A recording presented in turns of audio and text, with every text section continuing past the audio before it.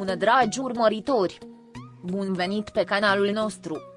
Te afli la adresa potrivită, unde poți accesa instantaneu cele mai recente știri. Calmul unei cine în familie a fost spulberat în câteva secunde când mătușa lui Slatirkoglu, vizibil zdruncinată, a făcut o mărturisire la care nimeni nu se aștepta. Cu cuvinte pline de emoție și o urmă de indignare, ea a declarat: "Fiica mea nu a dormit toată noaptea din cauza lui Halil Ibrahim."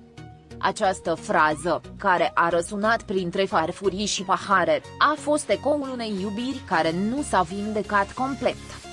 Ceea ce s-a spus în acea noapte a fost atât de sincer încât a ajuns un mass media, provocând o adevărată agitație.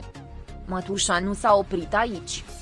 Și-a continuat povestea cu lacrimi în ochi, afirmând că, deși recunoaște iubirea dintre ei, acea poveste a lăsat mai multe cicatrici decât zâmbete. "Știm că se iubesc, dar această iubire mi-a distrus fiica," a spus ea, rezumând într-o singură propoziție tragedia tăcută pe care a trăit-o nepoata ei. Pentru mulți, a fost ca și cum a auzit ceea ce Slatirkoglu nu a îndrăznit niciodată să strige. O mărturisire care scoate la iveală suferința ascunsă în spatele zâmbetului actriței.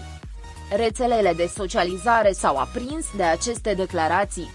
Fanii, împărțiți între cei care îl susțin pe Slatirkoglu și cei care îl apără pe Halil Ibrahim, au început să dezbată dacă această iubire a fost vreodată sănătoasă.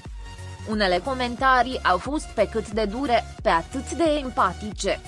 "Dragostea nu ar trebui să doară așa, a scris un fan. Alții, însă, au cerut să nu fie judecat Halil Ibrahim fără a cunoaște versiunea lui a poveștii. Dar adevărul este că tăcerea actorului ca răspuns la aceste cuvinte a fost mai asurzitoare decât orice declarație publică. Eșecul lui Halil Ibrahim de a răspunde, nici cu clarificări, nici cu o demonstrație de empatie, a fost interpretat în moduri diferite. Pentru mine, este o dovadă că nu mai vrea să ducă trecutul în spate. Pentru alții, este o încercare de a nu reaprinde o flacără care încă arde.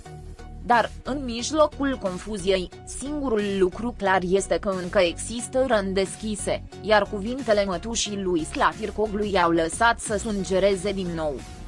Mulți se întreabă ce s-a întâmplat cu adevărat între ei, de a făcut ca durerea să ajungă la familie. Ceea ce părea o poveste romantică pe ecran, în viața reală, s-a transformat într-o poveste cu crăpături adânci. Mulți susțin că Slatirkoglu, în ciuda faptului că a mers mai departe profesional, încă poartă umbra emoțională a acelei relații. Și acum, mătușa ei le-a spus tuturor acest lucru. Există un lucru incontestabil: atunci când familia vorbește, de obicei vine din adâncul inimilor lor. Cuvintele mătușii nu au fost menite să caute faimă sau scandal, ci ușurare. Ușurare pentru o nepoată care, spune ea, încă stă trează la primele ore ale dimineții, luptându-se cu amintiri care nu o lasă în pace. Ceea ce a spus a fost mai mult decât o critică, a fost un strigăt de îngrijorare, un semnal cât de mult îi doare să o vadă încă prinsă în acel capitol neterminat.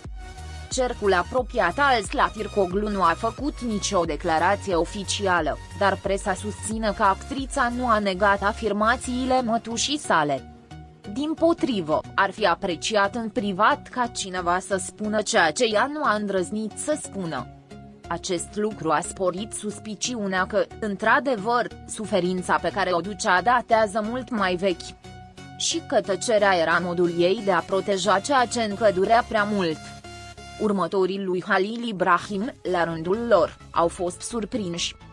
Unii susțin că există o altă latură a poveștii care încă nu a ieșit la iveală. Că Halil Ibrahim a suferit și el în tăcere și că aceste declarații ar putea fi nedrepte față de versiunea sa. Dar până când va vorbi, tot ce rămâne este să interpretăm tăcerile, care cântăresc tot mai mult pe zi ce trece. Și în acest război al versiunilor, adevărul pare să fie ascuns printre lacrimi nespuse. Cuvintele mătușii lui Slatircoglu deschid, de asemenea, dezbaterea despre modul în care relațiile dintre persoanele publice îi afectează nu doar pe protagoniști, ci și pe cei din jurul lor. Mame, frați, prieteni, toată lumea ajunge să simtă ecoul unei iubiri eșuate. În acest caz, o mătușă a decis să vorbească, dar mulți bănuiesc că mărturia ei reprezintă vocea unei întregi familii care a urmărit-o pe actriță jelind în tăcere. Acest nou capitol din povestea lui Slatircoglu și Halil Ibrahim nu a făcut decât să întărească ideea că relația lor a fost mai intensă decât și-au imaginat fanii. Și, de asemenea, mai complexă. Nu a fost doar o poveste de dragoste pe platourile de filmare. A fost o conexiune profundă, una dintre acelea care marchează o viață, la bine și la rău. Și acum că emoțiile au ieșit la suprafață, nu mai pot fi ascunse sub covorul showbizului. Și ce crede Slatircoglu? Deși nu a spus-o în cuvinte, mulți spun că privirea ei, în aparițiile recente, spune mult mai mult decât o declarație oficială. Zâmbetul ei pare mai forțat, tăcerile ei mai lungi. Actrița este concentrată pe proiecte noi, dar fantomele trecutului par să o urmărească la fiecare pas. Ceea ce a fost odată iubire este acum un amestec de nostalgie și cicatrici. Între timp, Halil Ibrahim își continuă viața publică, fără a aborda cuvintele care l-au plasat din nou în centrul furtunii emoționale. Poate pentru că nu vrea să stârnească trecutul sau poate pentru că știe că orice cuvânt va fi folosit împotriva lui.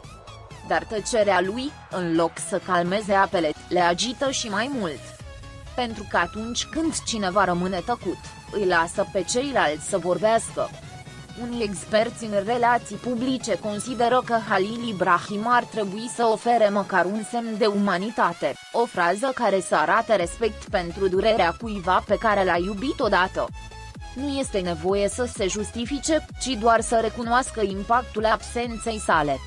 Pentru că atunci când dragostea este adevărată, respectul trebuie să rămână viu, chiar și de la distanță. Deocamdată, singurul lucru care rămâne clar este că povestea lui Slatircoglu și a lui Halil Ibrahim încă nu s-a terminat. Poate că nu va fi niciodată complet. Pentru că există iubiri care, chiar și atunci când se sting, continuă să ardă în umbrele inimii. Și această poveste, cu toate tăcerile și confesiunile ei, continuă să lase urme de neșters atât asupra protagoniștilor, cât și asupra celor care îi observă de la distanță. Pascali